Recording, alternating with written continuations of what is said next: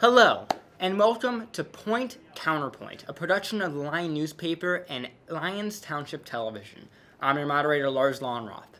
And today, with the holiday season in the rearview mirror, many people have received DNA testing kits from companies like 23andMe. These services allow you to see what your ethnic makeup is and your susceptibility to certain diseases. But before you spit into that vial, some members of the Lion Newspaper have some strong opinions about the merits and dangers of DNA testing. So today, we have Olivia Jonick, the opinions editor at the Lion Newspaper, and Diane Makovic, the copy editor at the Lion Newspaper, here to discuss this topic today. How you guys doing? Good, thank you for having us. Yeah, thanks.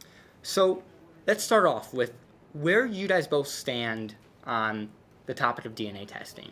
Do you want to start off, Diane? Sure. Okay, so I believe that while DNA tests they do have their benefits, I believe that it's still a new technology, so there are a lot of privacy benefits or privacy disadvantages and risks that go along with it because of the newness of the technology and the fact that any website can be hacked.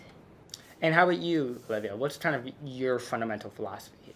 Well, like every new technology, there are defects and faults in it, but DNA testing has proven to be more and more helpful when it comes to things like learning what diseases you're more susceptible to, and even simple things like being closer to your family, which may not have huge medical breakthroughs and stuff like that, but it's still something that's important to people.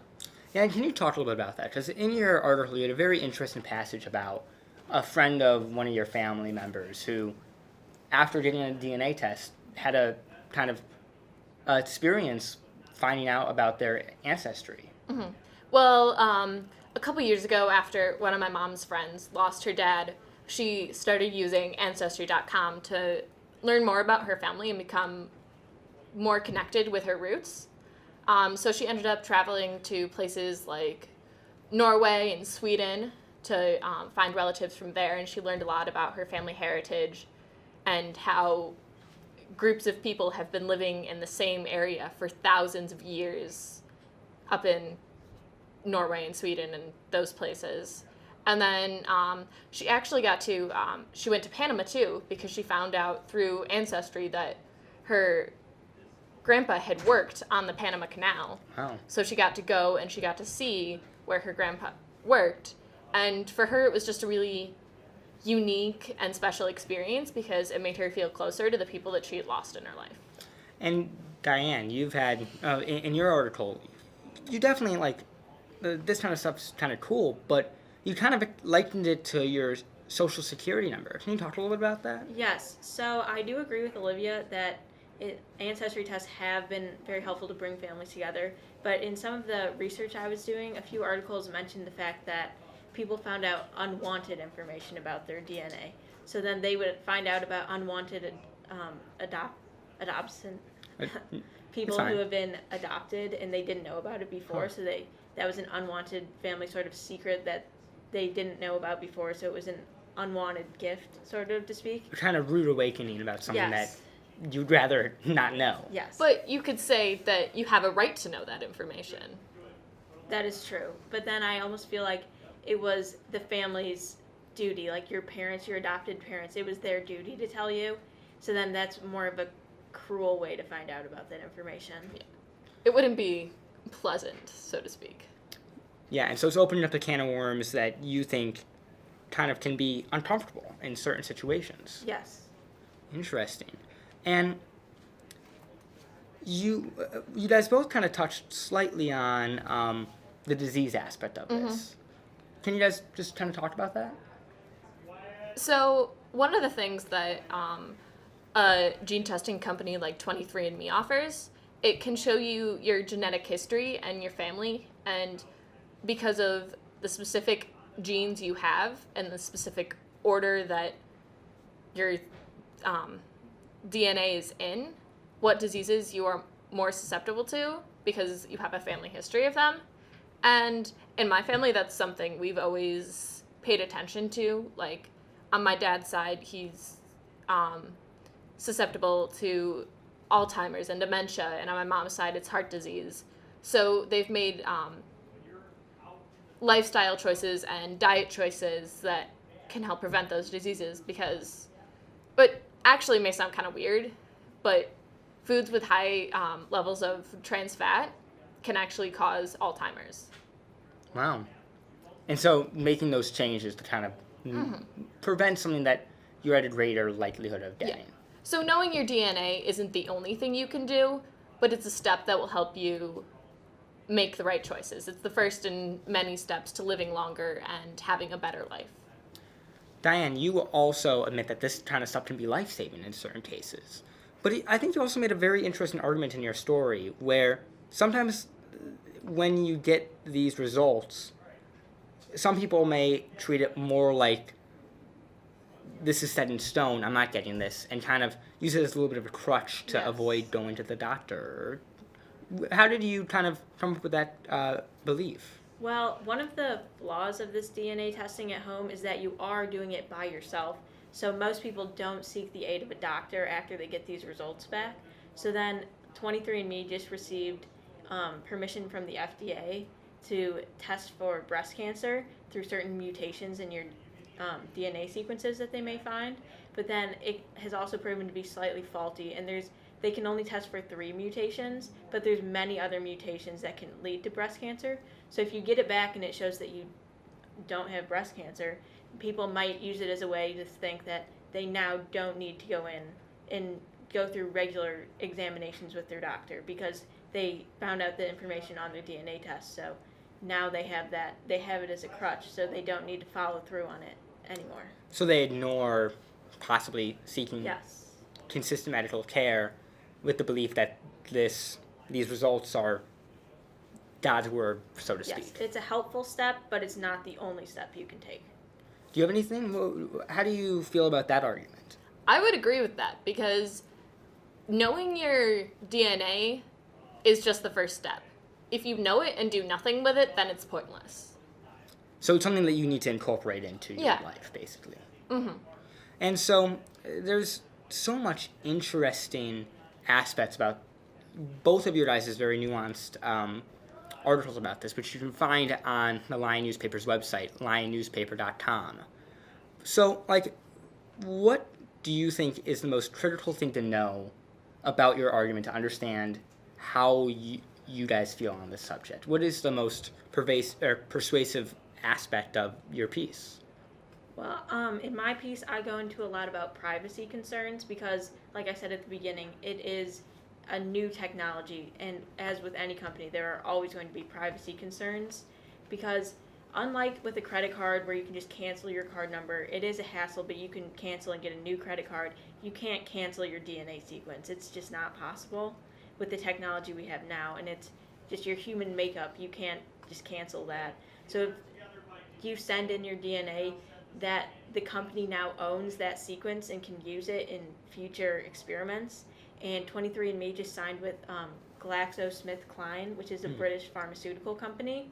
And so now they can use your data it's anonymous data, but they can use it to help with prescriptions. So that's a whole nother website your DNA is being sent to. So now it's not just on the 23andMe website, it's being transferred to other websites. So you have to be very cautious, and you have to know what you're doing with your DNA because there are a lot of privacy concerns. Kind of reminds me of the debate over what you're putting out online and how companies kind of mine that. Are you kind of worried that companies can try to commercialize your DNA and find ways to get as much money out of it?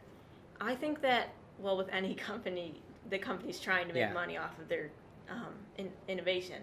But I believe that people need to be very cautious with something so personal as your DNA because it can affect the rest of your life.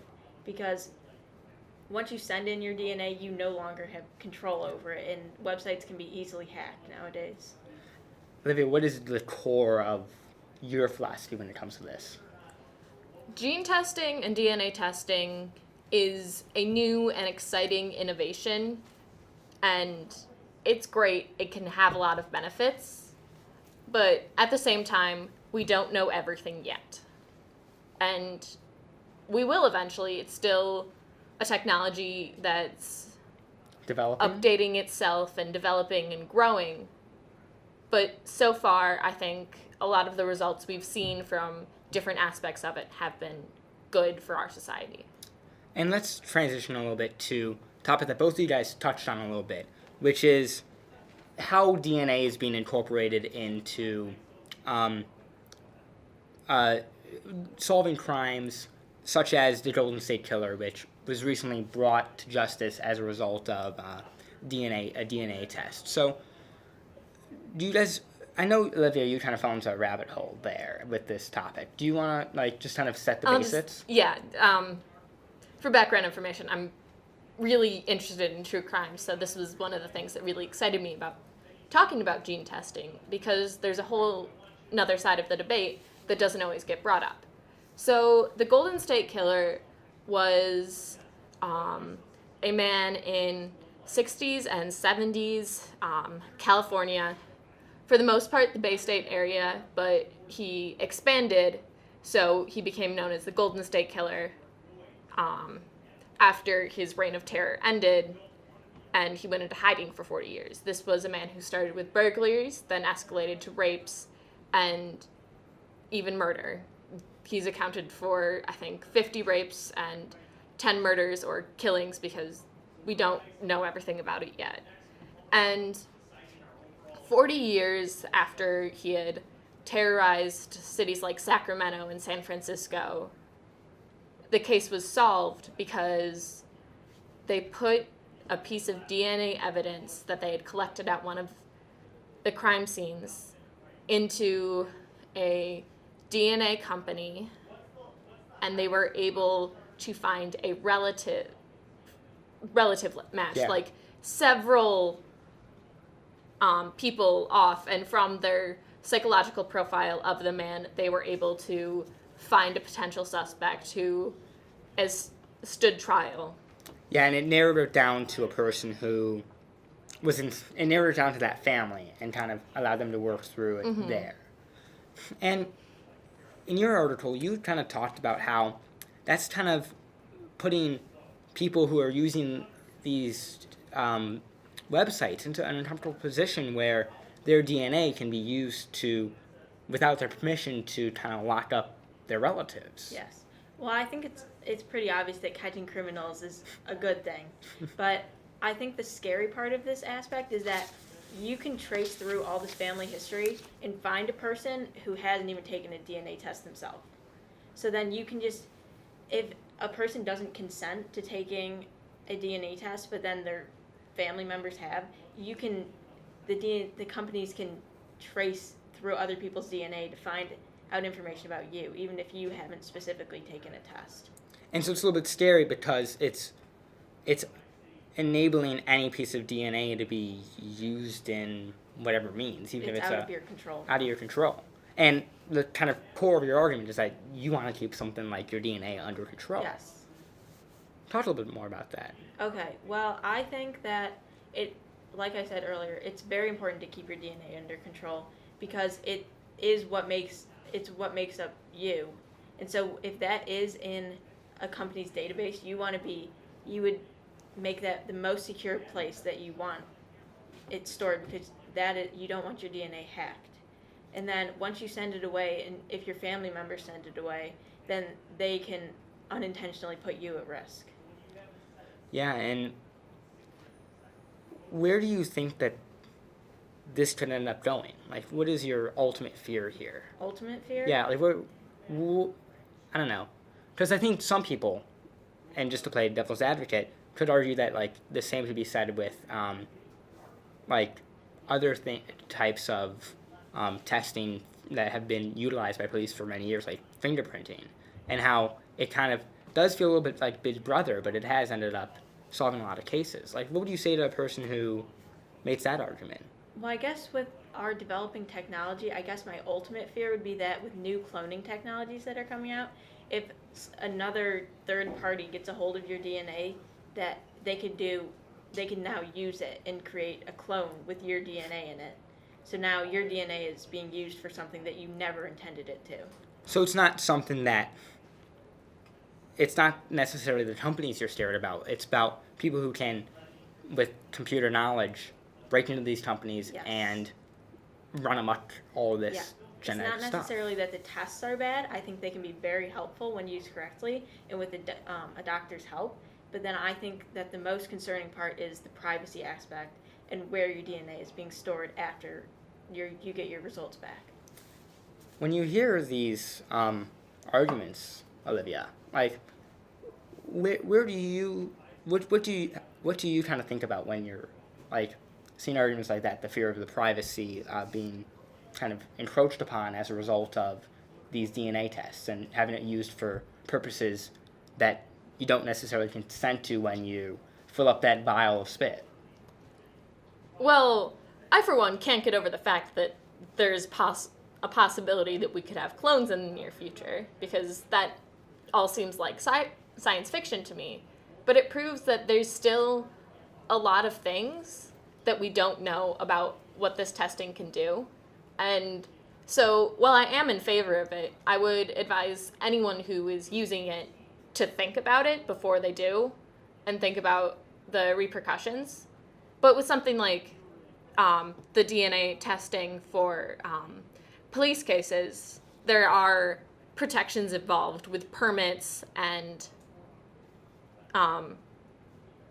warrants, and there are lots of procedures to go through. That this was a piece of DNA that was put through a company from a crime scene. So it was not just any piece of DNA, and they didn't just go searching, but it was from a crime scene, and then they had to attain a warrant to match with the person that they thought it was. Yeah. So there's a large process going on, and I think as this technology becomes more and more prevalent in our society, our legal process should update as well to protect the privacy of people's DNA as it becomes more accessible. And there's definitely so much more nuance we could get into about a topic as rich as DNA and like the cloning aspect and all of these very serious concerns and topics that are going to need to be discussed for the considerable future. But what do either of you guys want to leave this discussion on? What do you think is your lasting message you want to convey? Diane? I think my lasting message would be DNA tests can be very helpful, but it is a developing technology, and people need to be cautious and really investigate into the situation and know where they're sending their DNA because of the privacy concerns and the hacking concerns that come with DNA tests. I would actually take a similar stance that this is a good thing and there are a lot of benefits, but it's not the only thing that can be done, and it's not the only thing that should be done if you're worried about your health, which is becoming, over the past 20 years, everybody has become more and more concerned about their health and what foods they're eating and all the added fat. So if you want a DNA test for your health, know that this isn't the only thing you can do, and it isn't the only thing that you should do if you get the test. Well, it's always great to see common ground on these topics. So thank you guys both for joining us. I think we had a really great discussion today. Thank you for having us. Thank you. And be sure to check out the Lion newspaper when we end up releasing it on the 28th or something. The 25th. Awesome. January 25th. So be sure to check that out at LT, or if you are not at LT, be sure to check out our website, lionnewspaper.com. That's LION newspaper.com. Thank you guys for joining us. Thank you.